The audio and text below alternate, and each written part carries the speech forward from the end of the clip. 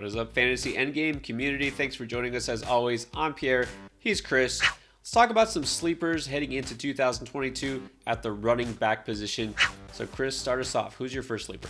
I'm going to start with Ramondre Stevenson of the Patriots, who I think is getting slept on even more now because they drafted like 3 straight running backs in the draft. I still think Stevenson is in a great spot to kind of build on the momentum he had at the end of last season.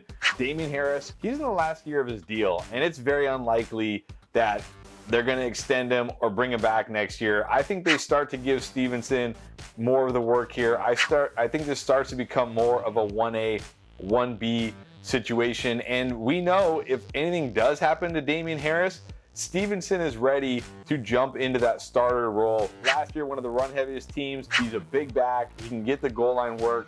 He can give you weekly flex value, even if Damian Harris is healthy.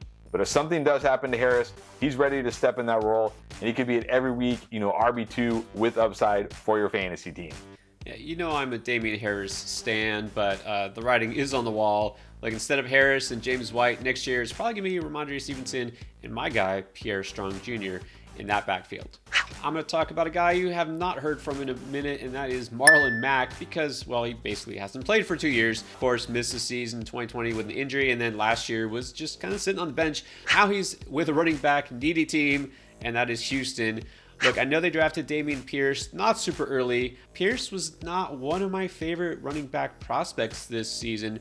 He could get some looks, but early in the season, it's probably going to be the veteran Mack. Marlon Mack is a pretty good runner. If you remember, the last time he was the starting running back in Indy, averaged 4.4 yards per carry for his career. He's a decent running back. He's not setting the world on fire, but he's going to get the volume, the touches. I think he could be a solid fantasy player. I'm not too worried about Pierce. There's really nobody else behind the two of them. I think Marlon Mack could at least pay off return on investment at his current ADP, going outside the top 40 running backs, some places outside the top 50. So Marlon Mack, to me, could be a solid third running back at a very, very cheap discount. All right, let's keep going. Give me another underrated running back. Well, if you watched any of our rookie draft content, you know I was big on Rachaad White. And nothing has changed since the draft. I know a lot of people think, oh, he's stuck behind Leonard Fournette. Well, I don't. I think he's going to have a much larger role than people think he's going to have. But this is a team trying to win right now, and they used a third-round draft pick on a running back. Not just any running back, though.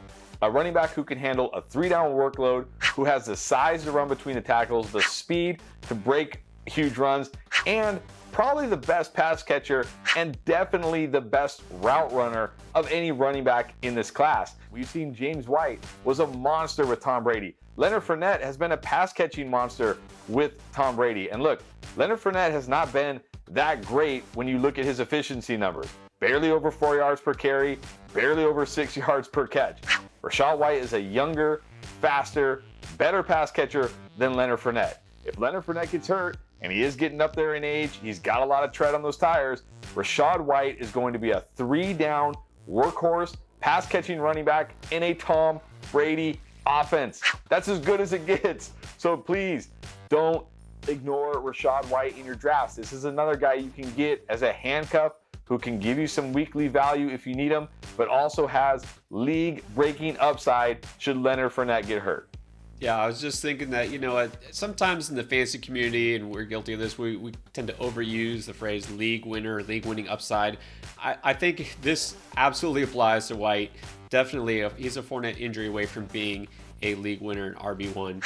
Everybody has their guy, right? In a rookie class, the guy that you have your eye on, the guy you think could break out. So for you, pretty clearly it's White. For me, it's White. But the other White, I'm talking about Zamir White. And the combine kind of vindicated what I was saying. A lot of people thought, well, he's just a between the tackles, kind of a plotter. He can't catch the ball, And he went out and ran one of the best 40 times, ran a 4.4 for a big guy, one of the better speed scores. He is capable of catching the ball. It's not necessarily his strength, but he is capable of doing it. And now a lot of people think, okay, what about opportunity? Well, first of all, we will tell you this. Talent creates opportunity. And obviously the Raiders have plans for him because they declined Josh Jacobs' option for next year. So he's basically kind of a lame duck running back as a starter. Maybe Jacobs is still the starter beginning of the season, most of the season. So think about a guy like J.K. Dobbins or Cam Akers when they were rookies. the first half of the year, they basically did nothing, right? A lot of people were saying that rookie running back class was just busts, and there were a lot of busts. And then late in the season, Dobbins had that massive touchdown streak, and then Cam Akers all of a sudden started and broke out in a few games. I think that's what we could see with Zamir White. I think it's going to be a pretty quiet first half, but then all of a sudden, you know, the passing of the torch is going to happen, and we're going to see less of Jacobs, and we're going to see more White, and we're going to see what he can do. So I think Zamir White is a solid value. You don't have to really draft him high at all because a lot of people are worried about the competition. I'm going to have a lot of Zamir White on my rosters as a 4th or even 5th running back. All right, one more running back you got who is being undervalued. Yeah, another rookie, and this guy might not even be drafted in a lot of leagues, but I think he's a guy you're going to want to have on your watch list. That's Hassan Haskins. Unlike the other 2 running backs I talked about with Stevenson and White, he's probably not going to have much weekly value because he has this guy named Derrick Henry. Derrick Henry is at that point in his career. We've already seen it where, you know, the cyborg, unbreakable Derrick Henry broke, and now he's coming off an injury. He's had a ton of touches the last 3.5 years. He's getting older in age. There's no guarantee Derrick Henry is going to make it through another season of 25 to 30 touches week in and week out. And if something should happen to him, Haskins is next up. He's got good 3-down back ability. And we saw it last year with D'Onta Foreman. He still was putting up great fantasy games in this offense because even without Derrick Henry, they're going to be who they are, and that's a run-first team. So again, Haskins not a guy who's going to give you weekly value. He's more of a pure handcuff, a bench stash in deeper leagues. But all he needs is Derrick Henry to get another injury like we saw last year, and he's going to vault into like an every week must-start running back. I think at some point he will pay off.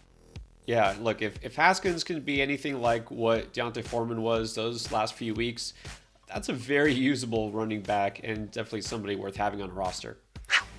So we never hope for injury, but we have to prepare for them, right? Especially at the running back position.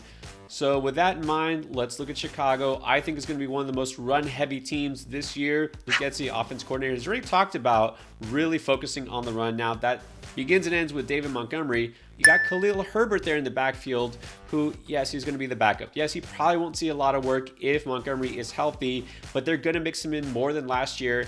And again, if Montgomery gets injured, you're going to get a lot of value out of Khalil Herbert. So absolutely a high-end handcuff.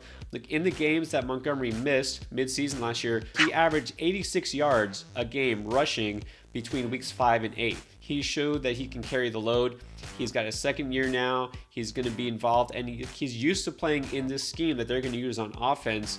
I know that we're kind of thinking he doesn't have a lot of standalone value, and that might be true. But how many running backs, like how deep do you get in the running back pool before you look at guys who are either in a timeshare or they're a backup? It's not a lot, so you look for the upside, and I think Herbert has a ton of it.